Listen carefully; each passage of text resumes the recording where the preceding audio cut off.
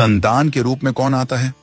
पूर्व जन्म के कर्मों से ही हमें इस जन्म में माता पिता, भाई बहन, पति पत्नी, प्रेमिका, मित्र शत्रु, सगे संबंधी इत्यादि संसार के जितने भी रिश्ते नाते हैं सब मिलते हैं, क्योंकि इन सबको हमें या तो कुछ देना होता है या इनसे कुछ लेना होता है। वैसे ही संतान के रूप में हमारा कोई पूर्व जन्म का संबंधी ही आकर जन्म लेता है, जिसे शास्त्रों में 4 प्रकार का बताया गया है। 1. अरणानुबंध पुत्र। पूर्व जन्म का कोई ऐसा जीव जिससे आपने ऋण लिया हो या उसका किसी भी प्रकार से धन नष्ट किया हो, वह आपके घर में संतान बनकर जन्म लेगा।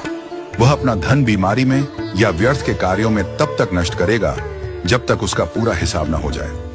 2. शत्रुपुत्र। पूर्व जन्म का कोई दुश्मन आपसे बदला लेने के लिए आपके घर में संतान बनकर आएगा। बड़ा होने पर वह माता पिता से मारपीट, झगड़ा करेगा या उन्हें सारी जिंदगी किसी न किसी प्रकार से सताता ही रहेगा। वह हमेशा कड़वा बोलकर उनकी बेइज्जती करेगा और उन्हें दुखी रखकर ही खुश होगा। 3. उदासीन पुत्र। इस प्रकार की संतान न तो माता पिता की सेवा करती है, न ही कोई सुख देती है। वह उन्हें उनके हाल पर मरने के लिए छोड़ देती है। विवाह होने पर यह माता पिता से अलग हो जाते हैं और उनकी चिंता नहीं करते। 4. सेवक पुत्र। पूर्व जन्म में यदि आपने किसी की खूब सेवा की है तो वह अपनी की हुई सेवा का ऋण उतारने के लिए आपकी सेवा करने के लिए पुत्र बनकर आता है। जो बोया है वही तो काटोगे। यदि अपने माता पिता की सेवा की है तो ही आपकी संतान बुढ़ापे में आपकी सेवा करेगी, वरना कोई पानी पिलाने वाला भी पास न होगा।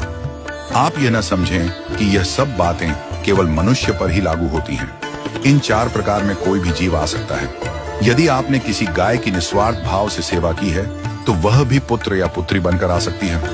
यदि आपने गाय को स्वार्थवश पालकर उसके दूध देना बंद करने के पश्चात उसे घर से निकाल दिया हो तो वह ऋणानुबंध पुत्र या पुत्री बनकर जन्म लेगी। यदि आपने किसी निर्दोष जीव को सताया है तो वह आपके जीवन में शत्रु बनकर आएगा।